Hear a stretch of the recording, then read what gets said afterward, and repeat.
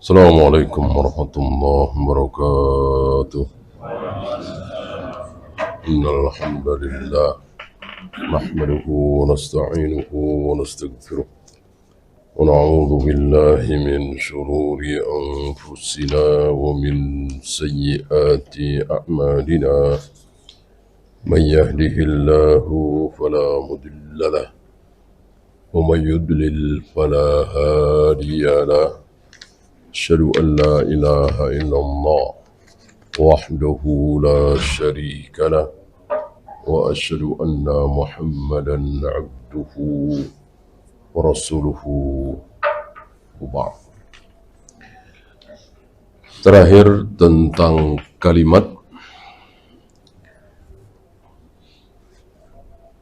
dengan kalimat tersebut Adam bertaubat, dan kalimat-kalimat tersebut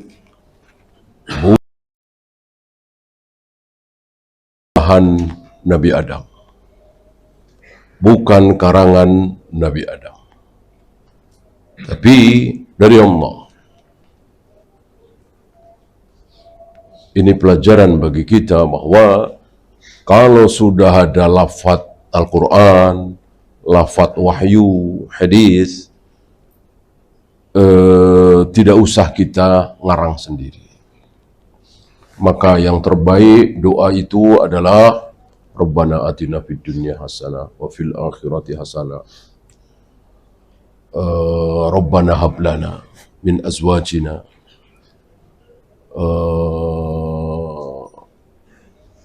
Rabbana arinal haqqa haqqa, dan seterusnya. Itu bertebaran di Al-Quran dan Sunnah. Tidak usah kita mengarang-arang sendiri. Sekelas Adam saja tidak menggubah sendiri. Nah, hari ini bukan cuman doa. Bukan cuman doa. Doa masih, ya namanya meminta kan. Apa yang kita minta, ya itulah yang ada di hati kita, di lisan kita, kita ucapkan. Ini salawat. Salawat yang mestinya tentu harus dari Allah dan Rasulnya saja. Hari ini entah ada berapa belas, bahkan berapa puluh salawat yang tidak diajarkan oleh Allah dan Rasulnya. Banyak sekali. Sepertinya hampir tiap hari kita dengar di negeri ini, di pengeras-pengeras masjid, ya, yang salawat nariyah, salawat tafrijiyah, salawat al-fatih, salawat tibul qud, banyak sekali. Itu tidak dikenal oleh Rasul dan para sahabat, tabi'in, atba'it tabi'in, sampai ke Imam Syafi'i, Imam Bukhari nggak kenal salawat-salawat itu.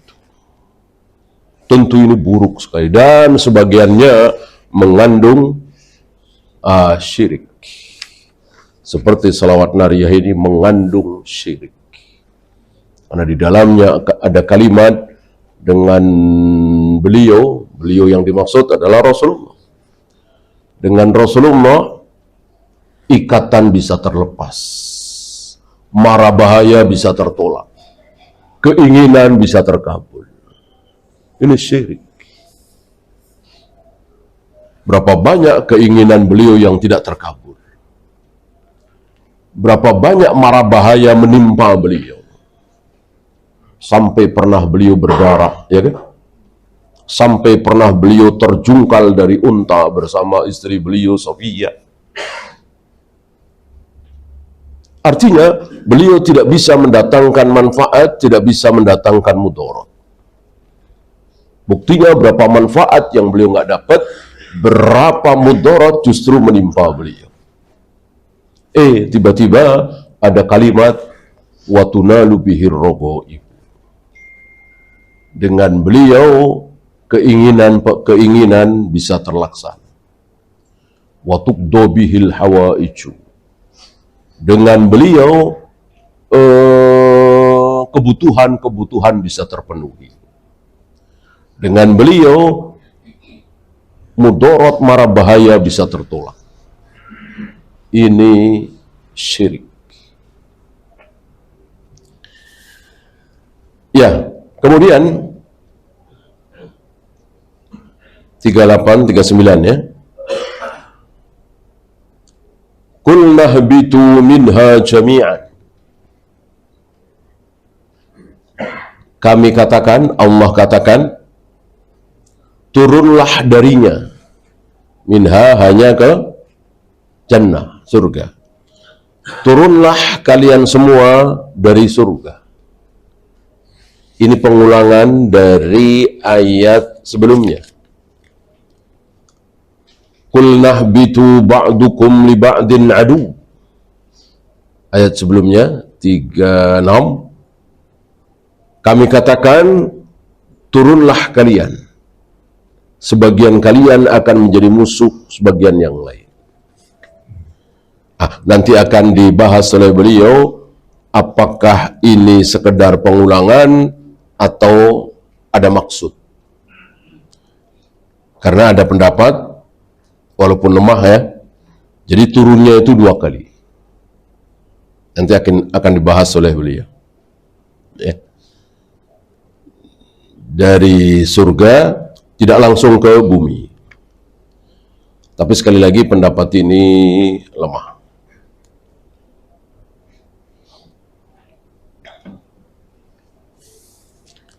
Fa imma ya'tiyannakum minni hudan.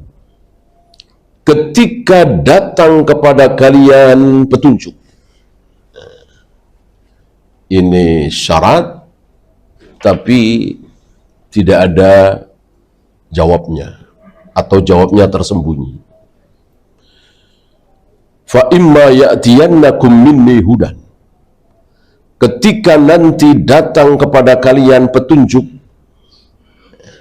ngapain? Ini tersembunyi. Faman tabi'a hudaya, barang siapa yang mengikuti petunjukku, fala khaufun 'alaihim wala hum yahzanun. Dia tidak akan merasa takut, dia tidak akan bersedih. Yang bilang siapa? Allah. Ya. Kalau kita ketemu Pak Bupati misalnya, atau Pak Gubernur misalnya, jangan takut. Jangan, kita ketakutan ya misalnya ya. Kita ketakutan, kita sedih. Ketemu Pak Gubernur misalnya. Beliau bilang, jangan takut, jangan sedih. Yang ngomong Pak Gubernur atau Pak Presiden. Tentu ada rasa tentram di hati kita, ada rasa aman.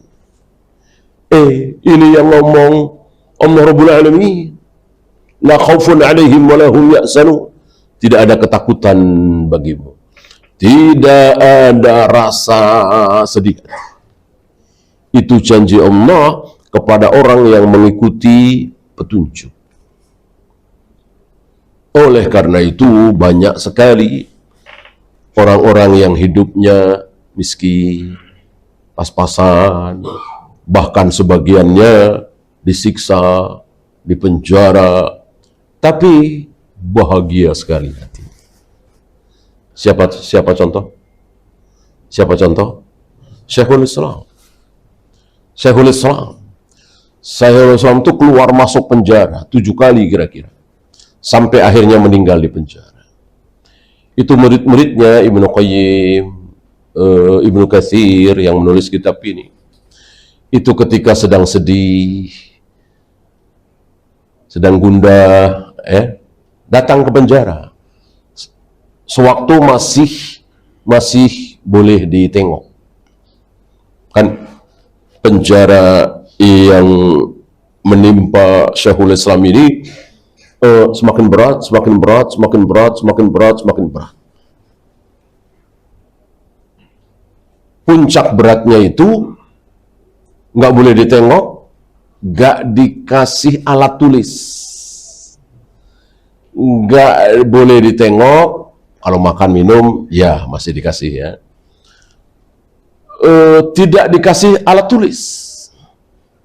Kemarin-kemarin masih dikasih nulis, kan banyak tulisan beliau itu yang dilakukan di penjara. Nah, Hari itu udah pokoknya sendirian, nggak bisa menulis, nggak dikasih alat tulis. Disitulah beliau menghabiskan apa? Menghafal Al-Quran. Tentu beliau hafal Al-Quran. Terus baca Al-Quran terus. Nah, sewaktu masih bisa ditengokin, itu murid-muridnya ketika sedih, ketika gundah, itu datang menemui beliau. Aneh. Ngobrol di situ ya. Dikasih ujangan, ilmu dan seterusnya. Pulang semangat lagi, senang lagi. Karena keadaan beliau mirip-mirip keadaan kita hari ini.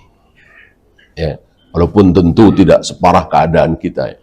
Artinya hari itu mayoritas kaum muslimin terkena syubhat bahwa ahlu sunnah adalah Asy'ariyah dan Maturidiyah. Ini merata sebagaimana hari ini. Ya, hari itu kan kerajaan yang didirikan oleh Raja Suud kan belum ada. Jauh kan di belakangnya. Kalau sekarang masih mending ada satu kerajaan gitu ya, yang betul-betul insya Allah bermanhaj salaf secara akidah, secara manhaj. Ya ada kekurangan di sana sini tentu kan, tidak ada yang sempurna.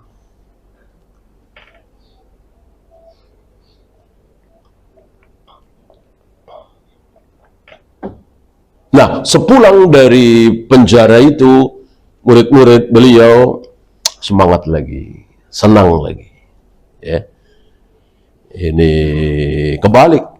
Justru orang yang sedang dipenjara menasehati, memberikan semangat kepada yang tidak dipenjara. Kan mestinya terbalik. Inilah orang yang mengikuti petunjuk. Allah berikan kebahagiaan. Maka ada istilah, sebelum Allah memberikan surga yang sebenarnya kepada hamba-hamba yang beriman, beramal saleh, Allah berikan dulu surga di dunia. Di mana? Di hatinya. Bukan di rumahnya yang megah, mobilnya yang mewah, bukan. Tapi di hatinya. Dengan hidup penuh kesederhanaan, tetapi ada kebahagiaan di situ.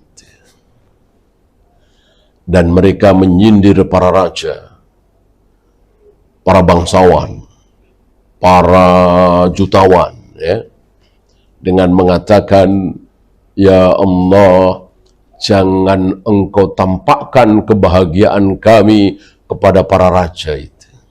Maksudnya raja yang zalim. Kenapa? Kami khawatir kebahagiaan ini akan dirampas oleh mereka. Ya. Ini sindiran para ulama yang merasa bahagia sekali dalam keadaan yang serba kekurangan. Nah, bahagia kan di hati. Ya. Kadang ini menimpa sebagian orang yang walaupun tidak dalam ilmunya, biasa-biasa saja, tetapi dia jauh dari rasa hasad, iri, dengki.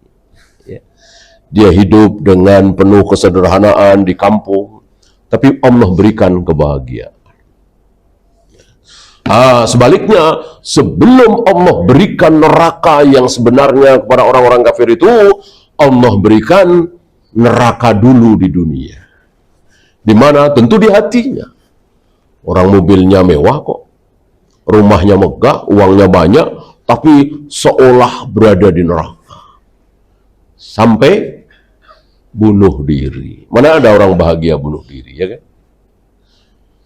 Menunjukkan bahwa dia jauh dari rasa bahagia. Padahal kaya raya, berkecukupan. Ini bukan satu dua. Bahkan ada satu negeri kafir, ya kan, yang berwacana apa sudah itu, untuk menyediakan tempat khusus untuk bunuh diri. Innalillahi. Jadi kasih tempat khusus biar nggak berantakan. Di sono, di sini, di situ, ya. Khusus di sini nih, biar nggak merusak pemandangan. Innalillahi. Dan itu keadaan negeri-negeri kafir seperti itu. Yang begini ya Allah, antum di beberapa tempat di Philadelphia, ya kan, antum tahu barangkali, luar biasa. Neraka itu. Sebelum neraka yang sesungguhnya. Bandingkan dengan keadaan kaum muslimin.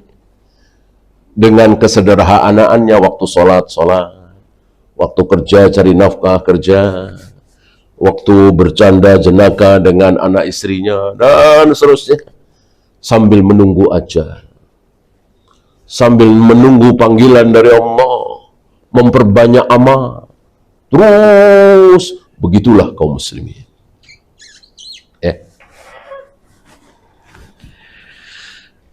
Nah, faman tabi'a hudaya, orang yang dijanjikan la khaufun alaihim walahum yahzanun, akan terus bahagia, tidak ada rasa takut, tidak bersedih hati, itu faman tabi'a hudaya, yang mengikuti petunjukku. Ya. Petunjuk apa? Tentu hidayatul, kan sudah pernah kita bahas 5 ya. 5 macam hidayah. Ini kira-kira yang mana nih? Nah, tentu hidayatul bayan, ilmu, mengikuti petunjuk ilmu. Cara Nabi sujud seperti ini. Cara Nabi melempar jumroh seperti ini. Pakai batu besar apa batu kerikil. Cara Nabi tawaf seperti ini.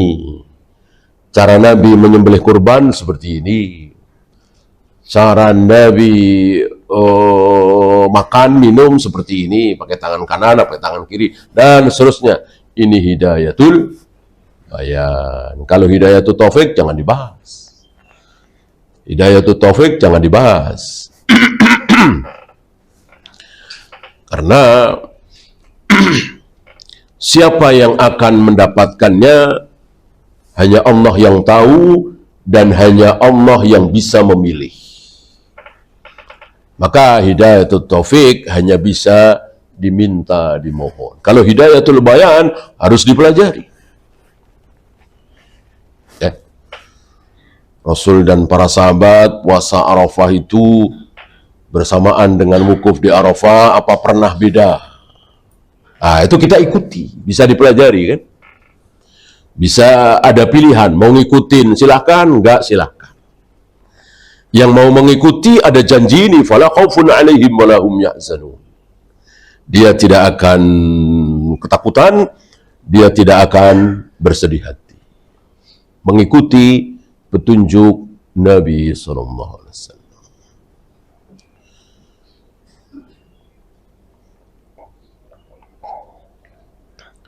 Hidayatul am nggak usah dibahas karena kita semua dapat.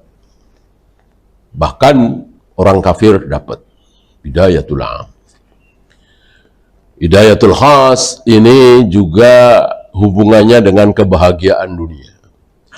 Tidak ada hubungannya dengan kebahagiaan akhirat. Oleh karena itu banyak orang-orang kafir mendapatkan hidayatul khas. Karena dia belajar tentang ilmu kedokteran misalnya ya. Terus belajar. Akhirnya dia menemukannya. Ini kasus seperti ini nggak perlu dioperasi.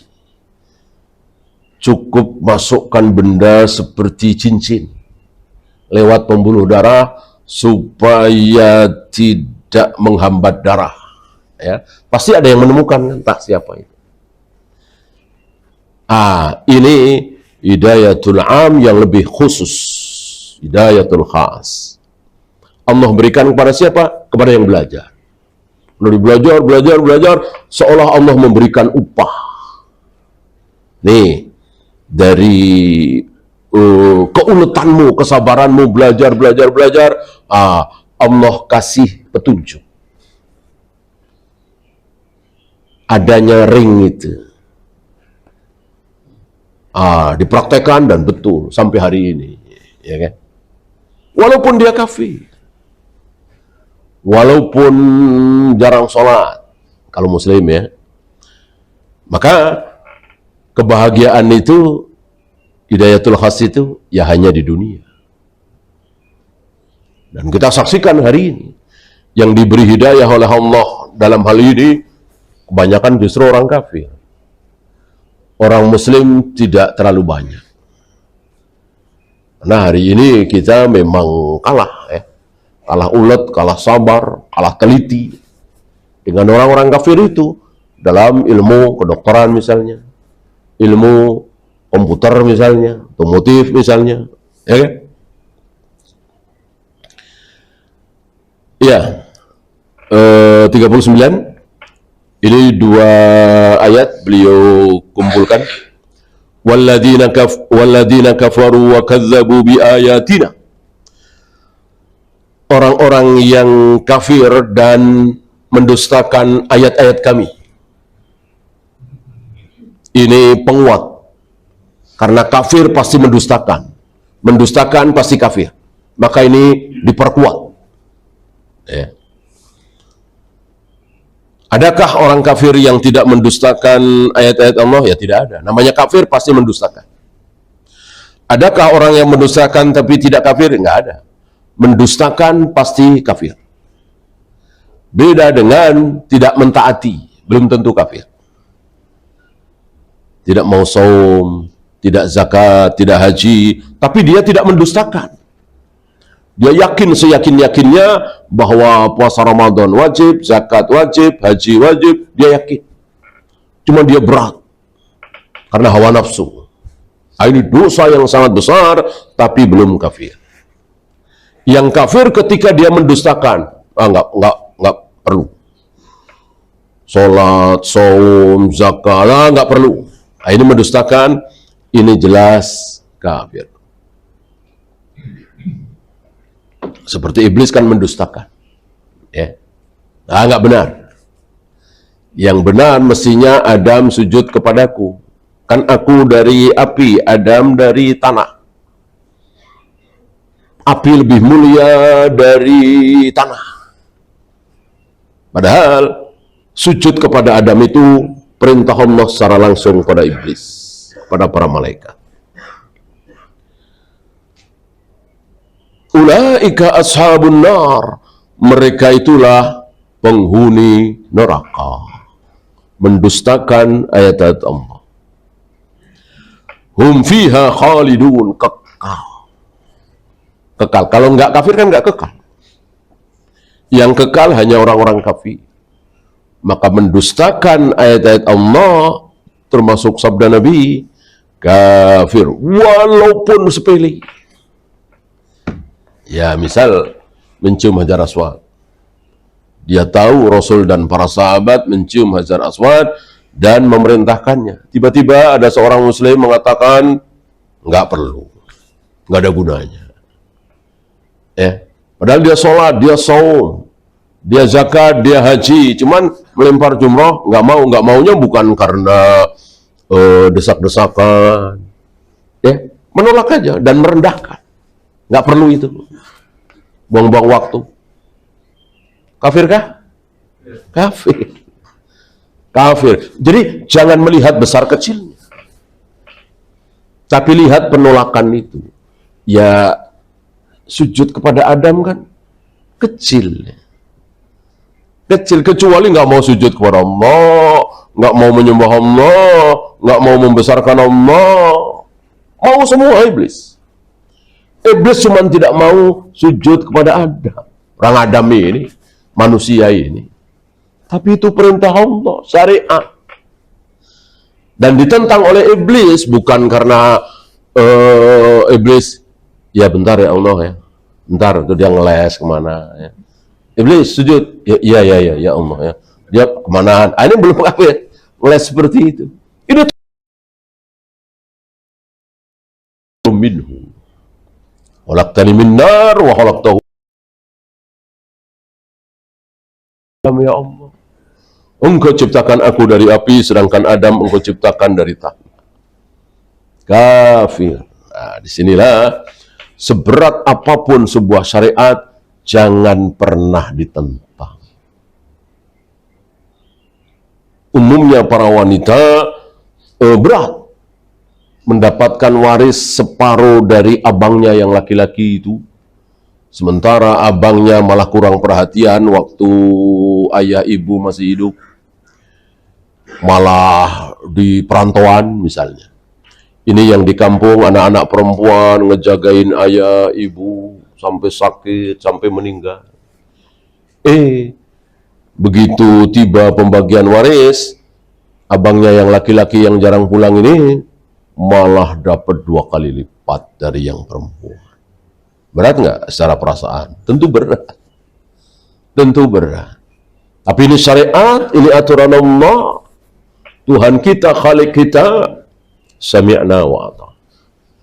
Belajarlah untuk tunduk terhadap syariat. Walaupun berat tentu. Dan itu ujian. Ya.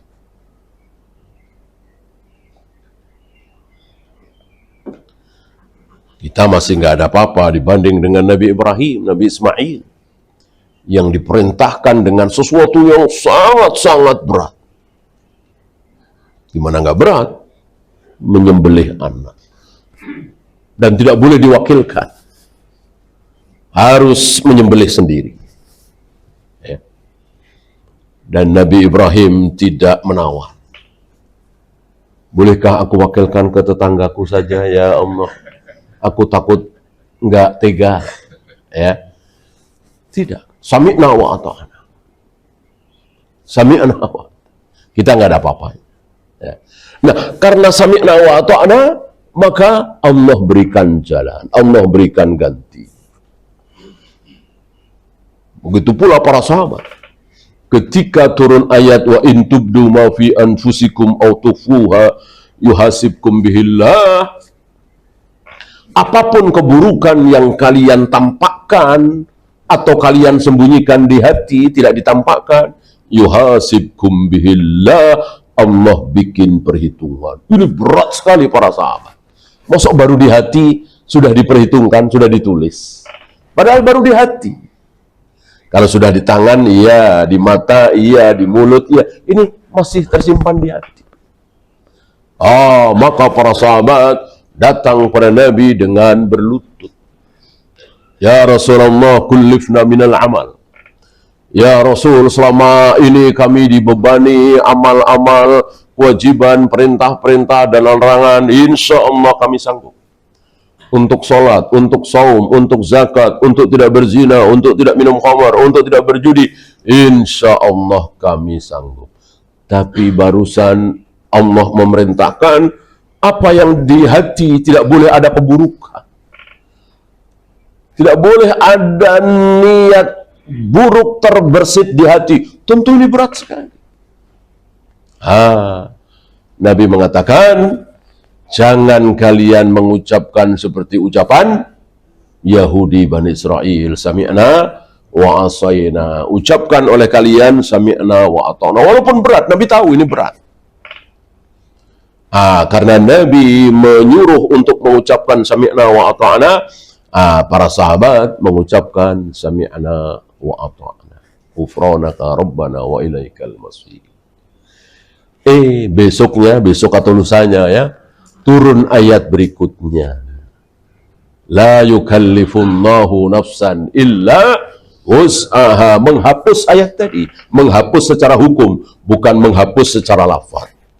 Ini pelajaran awal dulu kita ya. Secara lafaz masih ada, masih kita baca ayat itu kan. Ayat-ayat Al-Baqarah. Tapi secara hukum sudah terhapus. Artinya, ketika di hati kita ada sesuatu yang buruk, tapi di hati kita nggak ada yang tahu, kecuali Allah. Ya. Istri kita nggak tahu, suami kita nggak tahu, anak kita nggak tahu, apalagi teman, tetangga. Tapi ada terbersit keburukan pasti. Pasti. Nggak mungkin kita sebagai manusia yang punya hawa nafsu nggak ada keburukan di hati. Pasti ada. diampuni. Ayat tadi sudah dihapus hukumnya. Karena nggak sanggup. Ya. Hati diam ketika ada sesuatu di hadapan kita, nggak akan sanggup.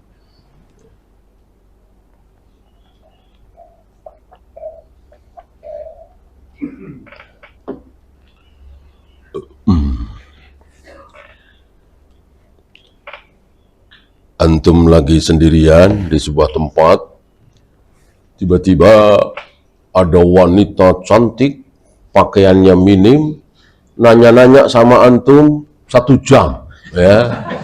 Hati antum nggak bisa ngomong, pasti hati antum ngomong, ya. Nggak mungkin nggak bisa ngomong, ya kan? Nggak mungkin hati antum diem. Kalau mulut bisa diem, ya. Hati nggak bisa diem. Nah, itu yang dimaksud. Pasti ada sesuatu di hati antum. Ya nggak tahu sesuatunya apa. Yang pasti buruk, ya kan? Pasti buruk. Nah, Allah ampuni. Allah ampuni. Selagi itu di hati. Ya. Kalau sudah di tangan, di mata, baru dosa. Kalau masih di hati, Allah ampuni. Inilah kaum muslimin, inilah para sahabat. Jadi semakin turun ayat, semakin ringan. Semakin turun ayat, semakin ringan. Semakin turun syariat, semakin ringan. Itulah para sahabat. Beda dengan Yahudi, Bani Israel. Semakin turun ayat, semakin berat. Semakin turun ayat lagi, makin berat lagi. Turun ayat lagi, makin berat lagi. Turun ayat pertama masih ringan, cuman idbahu baqaratan, sembelihlah sapi betina. Betina sama jantan mahalan mana? Ya, mahalan jantan kan. Biasanya hewan itu lebih mahal yang jantan, lebih gagah, lebih bagus. Ini betina, berarti kan gampang sekali, murah sekali. Barangkali keluar rumah langsung dapat. Tapi betina, ya, karena nggak sami'na wa ata'na langsung cari sapi betina. Ya, dohirnya betina aja boleh, apalagi jantan. Kan mafhum muwafaqah. Artinya sembarang sapi lah.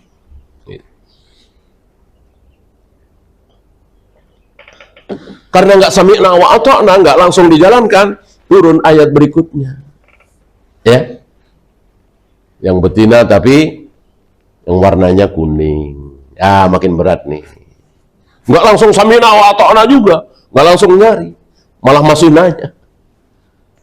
Turun ayat berikutnya. Yang tidak terlalu tua, tidak terlalu muda. Terus yang belum pernah kerja terus makin berat, makin berat, makin berat. Itulah Yahudi Bani Israel. Berbeda dengan para sahabat, makin ringan, makin ringan, makin ringan, makin ringan. Ya. Antum tahu dulu ketika bulan Ramadan, maghrib, mungkin istilah kita takjil ya, batalin ya. Kemudian sholat isya mungkin belum makan ya. Habis isya tidur atau ketiduran. Begitu bangun, nggak boleh makan apa-apa. Nggak boleh makan apa-apa. Ya, tentu berat sekali.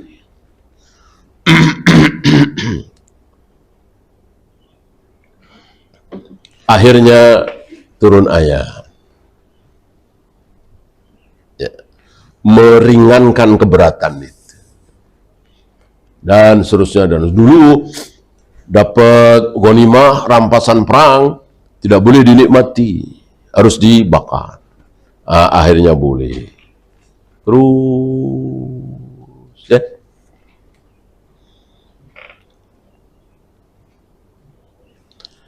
Ya.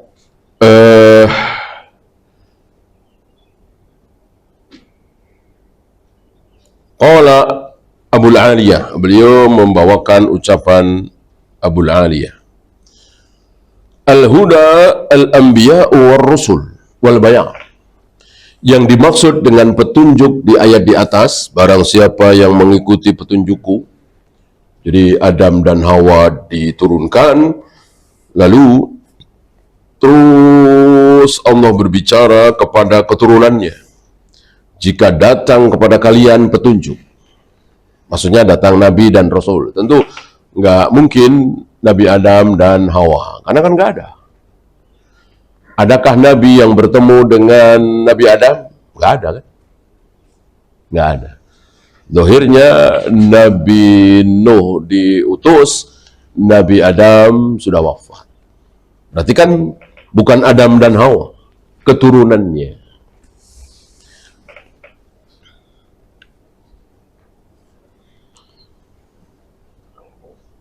Barang siapa yang mengikuti petunjukku, maka tidak ada ketakutan, tidak bersedih hati. Apa yang dimaksud dengan petunjuk itu? Para nabi, para rasul, yang membawa keterangan, wahyu, itulah petunjuk. Hidayatul bayan. Apa yang ada di Al-Quran, apa yang ada di Sunnah, itu hidayatul bayan.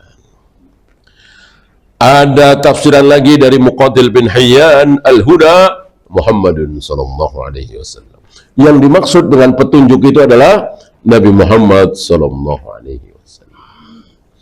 Ada tafsiran lagi dari Hasan Basri, petunjuk yang dimaksud adalah Al-Quran. Apakah ini bertentangan? Tentu tidak. Tentu tidak. Umat kita, tentu beliau benar. Siapa lagi kalau bukan Nabi Muhammad SAW? Apalagi kalau bukan Al-Quran? Bagaimana umat-umat sebelum beliau? Ya tentu bukan Al-Quran, bukan Nabi Muhammad SAW.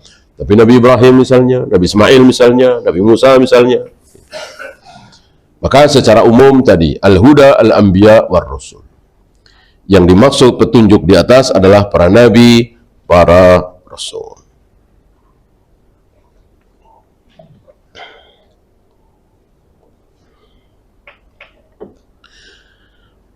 Faman ittaba'a hudaya fala yadillu wa la yashqa. Ini di ayat lain. Surat Tuha ya. Sama. Turunlah kalian, satu sama lain akan menjadi musuh nanti. Barang siapa yang mengikuti petunjukku, maka dia tidak akan sesat, tidak akan celaka. Jaminan bagi siapa? Jaminan bagi Ahlus Sunnah. Karena yang mengikuti Al-Quran dan Sunnah hanya Ahlus Sunnah. Dari istilahnya dari alif sampai ya. Khawarij mungkin dari alif sampai nun misalnya. Mu'tazilah mungkin dari alif sampai jim misalnya. Ya. Yang dari alif sampai ya semuanya hanya Ahlus Sunnah. Apakah ada sunnah Nabi yang diikuti oleh Khawarij? Ya adalah, banyak. Adakah sunnah Nabi yang diikuti oleh Mu'tazilah, Jahmiyah, Jabariyah? Ya pasti ada, banyak. Tapi tidak semuanya. Yang semuanya adalah Ahlus Sunnah. Dan siap untuk mengikuti. Gitu. Kalau mereka kan nggak siap. Nih ayatnya, nih hadisnya, enggak. Lebih sikoh, lebih berpegang kepada apa kata gurunya, apa kata syekhnya, apa kata madhabnya, apa kata imamnya. Beda dengan Ahlus Sunnah. Ahlus Sunnah itu cepat berubah. Ya Ahlus Sunnah kan tidak maksum. Ahlus Sunnah sekali berimam Syafi'i, Imam Bukhari, Imam Malik, kan nggak ada yang maksum. Pasti ada salahnya. Nah, ketika diingatkan ini salah, cepat berubah. Masih ingat kisah Imam Syafi'i dengan Muhammad bin Bashar ya kan? Langsung cepat berubah. Pendapat Imam Syafi'i mempengaruhi Muhammad bin Bashar, pendapat Muhammad bin Bashar mempengaruhi Imam Syafi'i. Akhirnya pendapatnya ketukar setelah berdebat itu. Kenapa? Karena masing-masing punya semangat ingin kembali kepada sunnah Nabi SAW. Ya, maka mestinya cepat gitu. Dari siapapun. Mau dari murid, mau dari juniornya, nggak masalah. Ini bawa ayat, bawa hadis. Gitu. Selama ini puasa Arafah ya melihat kalender aja. Oh, tanggal 9 Dzulhijjah. Lalu tiba-tiba ada yang menyodorkan, ya. Taruhlah juniornya, taruhlah muridnya, ya kan? Taruhlah anaknya. Gitu. Bahwa ini Rasul dan para sahabat belum pernah puasa Arafah beda hari dengan wukuf di Arafah. Dalilnya, hujahnya. Sami'na wa ata'na, cepat berubah. Ya, tidak gengsi, tidak kemudian mempertahankan pendapatnya. Ya. Apalagi jelas nggak ada dalilnya. Selama ini selesai baca Al-Quran, membaca Sadaqallahul Azim, dan itu bagus, artinya juga bagus, dan sangat sesuai nyambung dengan apa yang dilakukan. Kan membaca firman Allah diakhiri dengan Sadaqallahul Azim. Tiba-tiba adiknya atau anaknya masih tahu bahwa Rasul dan para sahabat tidak pernah mengakhiri bacaan Al-Quran dengan Sadaqallahul Azim. Tinggalkan. Begitu kira-kira. Ya. Sifat dari Ahlus Sunnah itu sangat cepat berubah ketika diberitahu ini sunnah Nabi. Ini yang benar, ini ayatnya, ini hadisnya. Wa man a'rada an dzikri, beliau membawakan ayat lainnya, surat Tuha juga.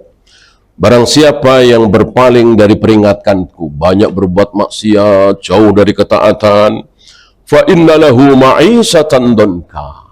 Ini ancaman tadi. Dia akan akan memperoleh kehidupan yang sulit, sempit.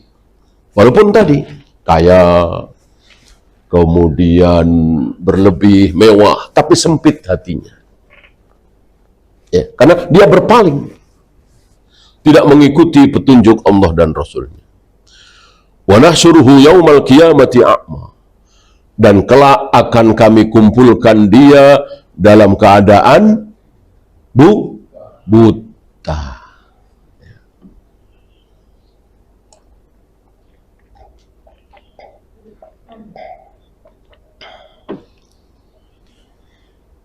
Kasihan sekali. Bangkit dari kubur di sebuah tempat yang belum pernah dia lihat sebelumnya, dia alami sebelumnya, tiba-tiba buta. Padahal dulu tidak buta.